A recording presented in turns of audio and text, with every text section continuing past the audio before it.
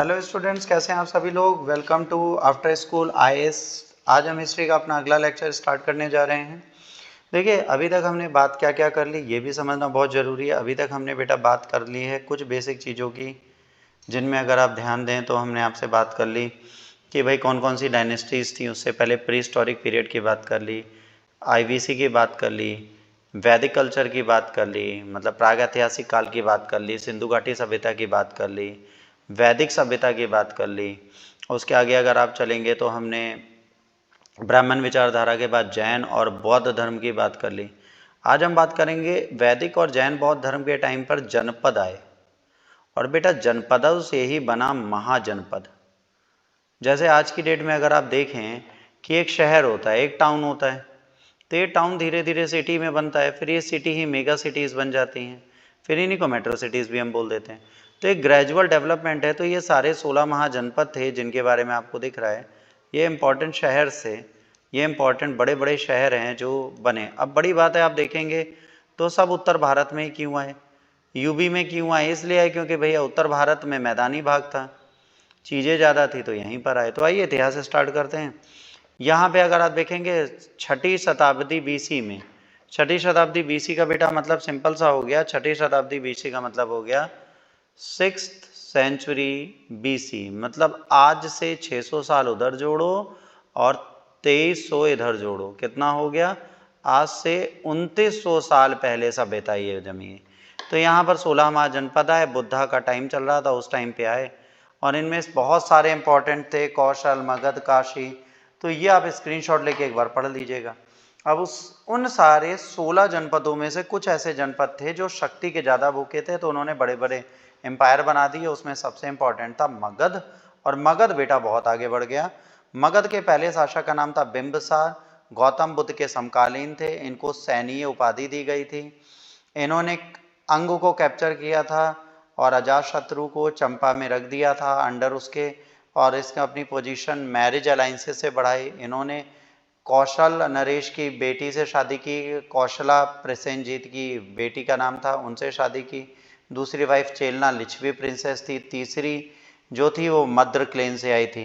Marriage relation इनकी बहुत ज़्यादा चीज़ें बढ़ा दी। राइवल इनकी अवंती से सबसे ज़्यादा रहती थी, और बिंबिसार बाद में उनके साथ दोस्त हो गए। चंद प्रद्योत है ना, महानेना थे, उन्हें ज्वाइंटिस हो गया था, तो इन्होंने उज्जैन भेजा था। किसको? अवंती की राजधानी उज्जैन थी, उज्जैन भेजा था अपने रॉयल फिजिशियन जीवक को। यह आपसे प्रश्न में कई बार पूछा गया है, तो ये एक इंपॉर्टेंट क्वेश्चन बनता है, ये आपको याद रखना है, ये आपसे कई बार क्वेश्चन पूछा जा चुका है। फिर किंग ऑफ गंधारा जो थे, उन्होंने प्रद्योत से लड़ाई की, एम्बेसी भेजी बिंबिसार में, है ना। अनसक्सेसफुली लड़ाई हुई, फालतू लड़ाई थी। उसके बाद फिर लेटर भेजा और कॉन्क्वेस्ट डिप्लोमेसी की बात की। पैरामाउंट पावर 6ठी शताब्दी में बिंबिसार की चलती रही। बिंबिसार से की अर्ली कैपिटल जो थी वो राजगृह थी, पांचों तरफ से पहाड़ों से घिरी हुई थी, स्टोन वॉल से सबसे सक्सेसफुल था। इनके पिता को मारकर इनके बेटे ने गद्दी हासिल की। हिंदू रूलर में पहला ऐसा रूलर है, और शायद अंतिम भी, जिसने पितृहंता बोला गया है। तो पितृहंता मतलब पिता को मारकर गद्दी हासिल करने वाला, तो अजातशत्रु पितृहंता है। ये कुछ अगर आप देखेंगे एक्सपेंशन कुछ इस तरीके का होता था। इनिशियली कुछ इस तरीके की छोटी छोटी राजधानी होती थी। राजगृह कैपिटल है, पाटलिपुत्र कैपिटल है, तो मगध कुछ इतना बड़ा हुआ करता था एक समय पर।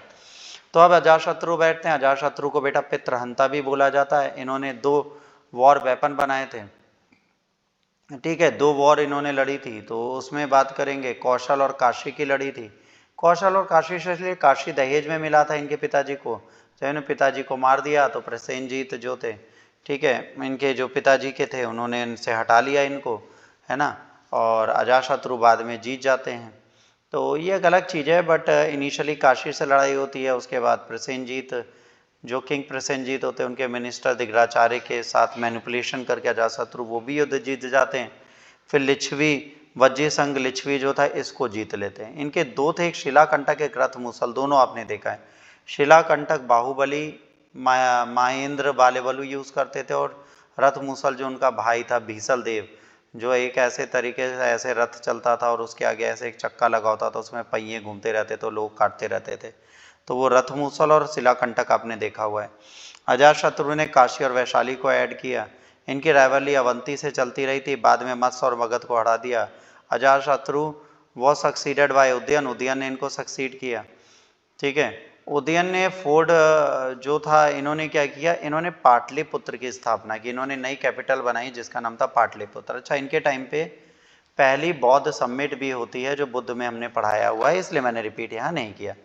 फिर इनके बाद शिशुनाग डायनेस्टी आती है। शिशुनाग डायनेस्टी अपनी कैपिटल टेम्परेरी वैशाली शिफ्ट करते हैं। इनका अचीवमेंट था, शिशुनाग ने अवंती को हरा दिया था। कालाशोक के टाइम पर इन्हीं डायनेस्टी के अगले रूलर है कालाशोक, इनके टाइम पे द्वितीय बौद्ध सम्मित होती है।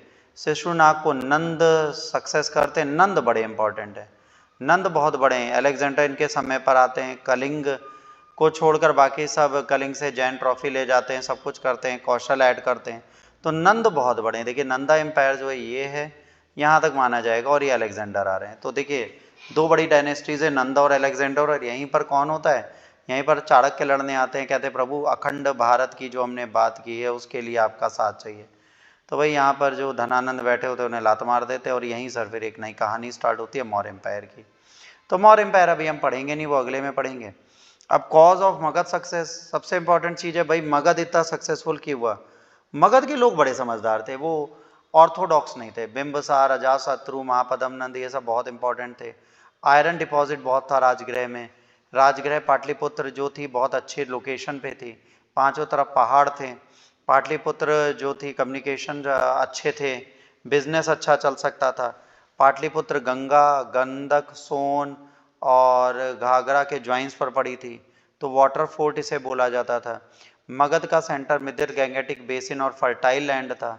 जो यहाँ के लोग थे उन्होंने शहर को बनाया और मेटल एंड मनी पे भी बहुत ज़्यादा ध्यान दिया। पहले थे जिन्होंने हाथियों को यूज़ किया।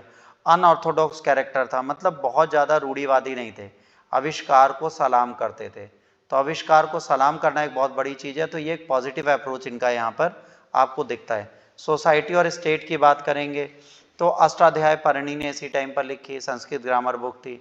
6वीं शताब्दी मार्क करती अर्बनाइजेशन की हड़प्पा सभ्यता के बाद। क्वाइन सिस्टम यहाँ पर अच्छे से आया, पंचमार्क क्वाइन यहाँ पर स्टार्ट हो गए थे कॉपर के। आर्कियोलॉजिकल एविडेंसेस में नॉर्दर्न ब्लैक पॉलिश्ड वेयर यहाँ पर मिलता है। एक मृद भांड है बेटा, है ना, एक मृद भांड है, एक बर्तन है जिसके बारे में यहाँ पर बात की जा रही है। ट्रांसप्लांटेशन ऑफ पेडी भी स्टार्ट हो गया यहाँ पर। आयरन को बहुत अच्छे से यूज़ कर रहे हैं, ठीक है। ग्रेफाइट्स यूज़ कर, गृहपतीस बनाए जा रहे हैं। जो रिच क्लास था उन्हें क्या बोलते हैं, गृहपतीस बोला जा रहा है। रिच गृहपतीस जो थे, इन्होंने बुद्ध को जीतवन प्लॉट दिया था। सोचिए कितने रिच होंगे कि पूरा पूरा एक जंगल गिफ्ट दे देते थे, तो छोटी मोटी हस्ती तो थे नहीं। बुद्ध ने दिग्निकाय बात की है, ओरिजिन सिमिलर स्टेट सोसाइटी के हैं। सभा समिति डिसअपेयर हो गई हैं, अब यहाँ पर टेरिटोरियल किंगडम आ गया, राजा आ गए हैं। अब परिश स्मॉल जो था, है ना, बॉडी ब्राह्मण की बना दी गई है। रिपब्लिक नेचर हो गया इंडस बेसिन फुटहिल्स में। रियलिटी ट्राइबल जो थे उसी तरीके के ये लोग हैं। रूलिंग क्लास हो गई सेम वर्ण, क्षत्रिय, लक्षवीय हैं, ठीक है। मेंबर्स रूलिंग असेंबली में जो होते थे उनको राजा बोला जाता था, ठीक है। और अनलाइक मोनार्की यहाँ पर स्टैंडिंग आर्मी रखने लगे थे ये लोग, और इनकी जो छोटे लोग थे राजा, उनकी खुद की छोटी छोटी मिलिशिया वो करती थी, छोटी छोटी आर्मी। रिपब्लिक डिसअपेयर हो गया ईस्ट में, और स्ट्रॉन्ग मोनार्की आ गई जैसे मगध। तो मगध जैसे स्मॉल मोनार्की से बड़ी मोनार्की बन गई और बहुत बड़ी मोनार्की बनती चली गई। तो बेटा ये 16 महाजनपद और राइज ऑफ मगध की हमने अभी बात कर ली। आने वाले टाइम पे अब हमें क्या पढ़ना है, मौर्य पढ़ना है। मौर्य में 2 से 3 लेक्चर लगेंगे, तो पेशेंस रख के पढ़िएगा, परेशान मत होइएगा। आज के लेक्चर में इतना ही। आज का लेक्चर अच्छा लगे तो प्लीज़ लाइक शेयर सब्सक्राइब करिएगा। तब तक के लिए God bless you all, take care, bye bye.